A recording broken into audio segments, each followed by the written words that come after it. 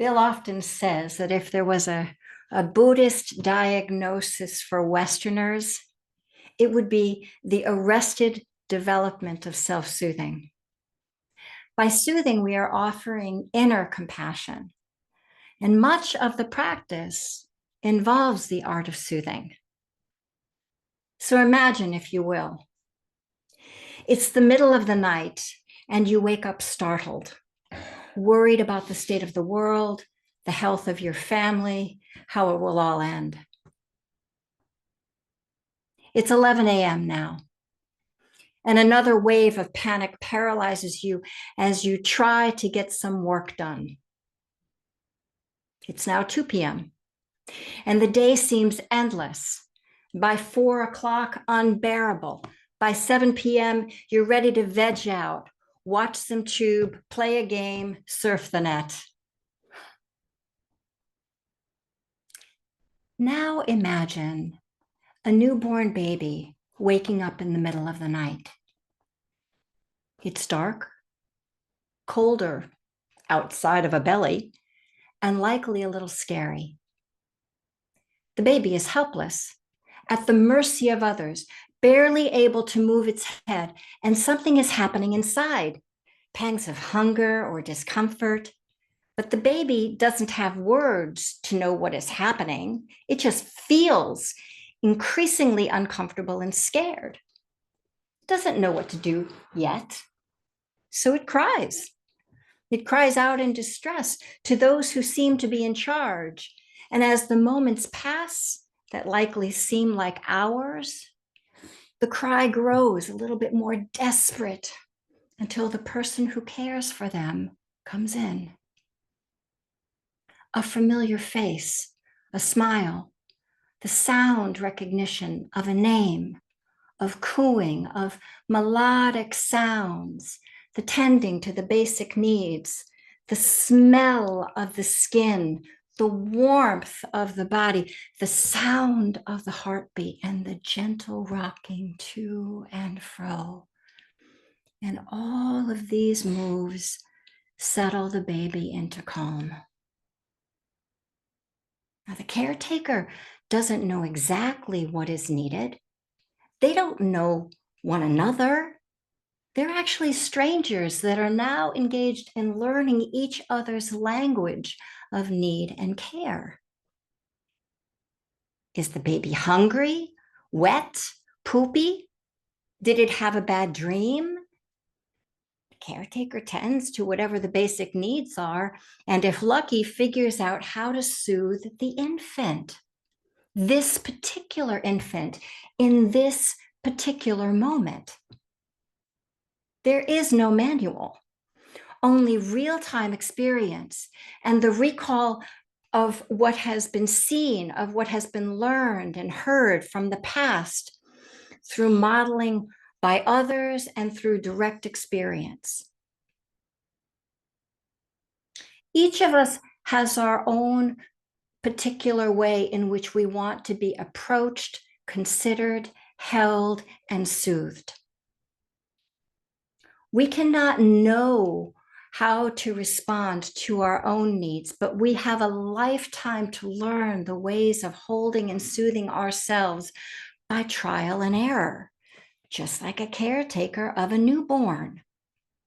We look, listen, feel, and experiment with actions, in words, in tone, in movement, and discern what feels supportive. When I was on my long retreat, I had many encounters with fear, monotony, anger, aversion, free-floating anxiety, worry, regret, grief, doubt. I didn't know how to hold all of these emotions that I was feeling. But I understood that holding and soothing featured large in the landscape of my well-being. And as I explored from within my own practice, I played with the possibilities of how this might be done.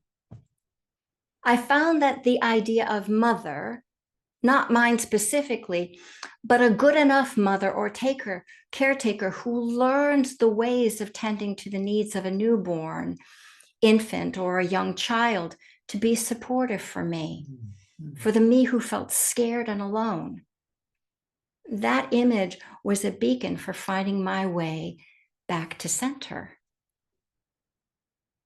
This is indeed what's going on in our practice. We are growing the arms of a benevolent other that can hold what is inside, how we're really feeling in here right now.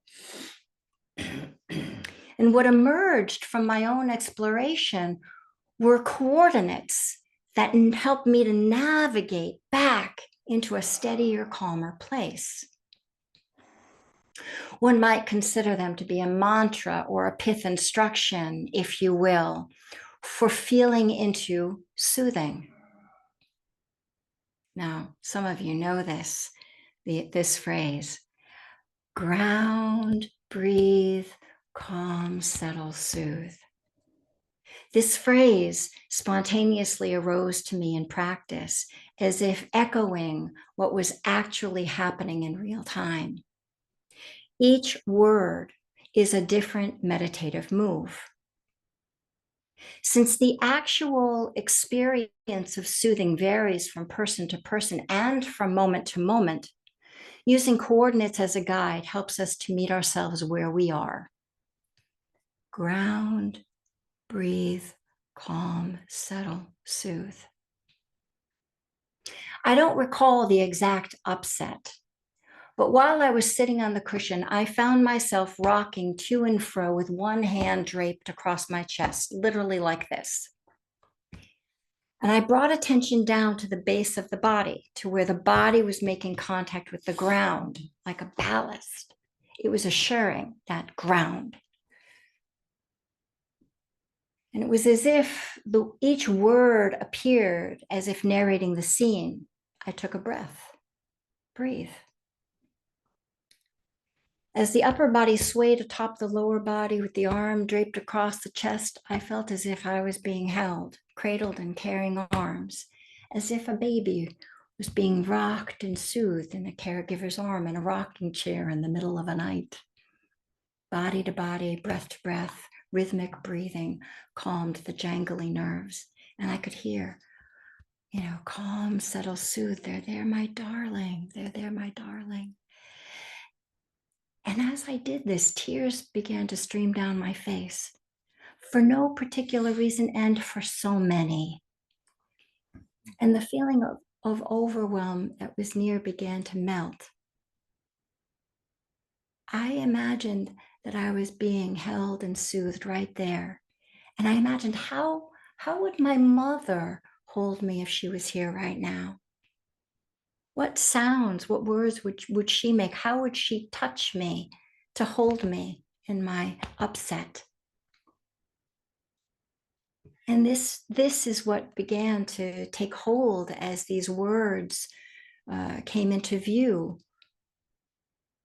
I began to learn how to take care of myself in real time. So the phrase ground, breathe, calm, settle, soothe rang so true.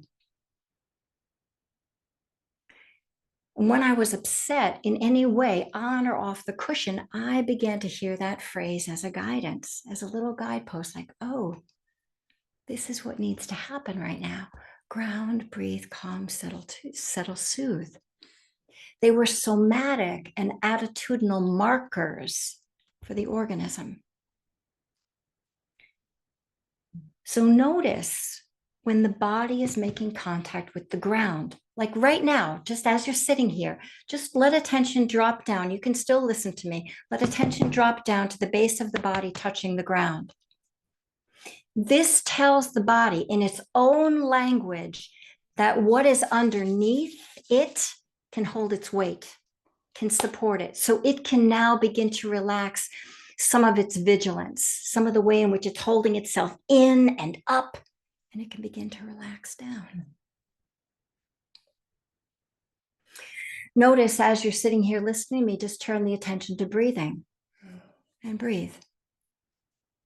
The inhalation opens up the interior, fills and refreshes the inside.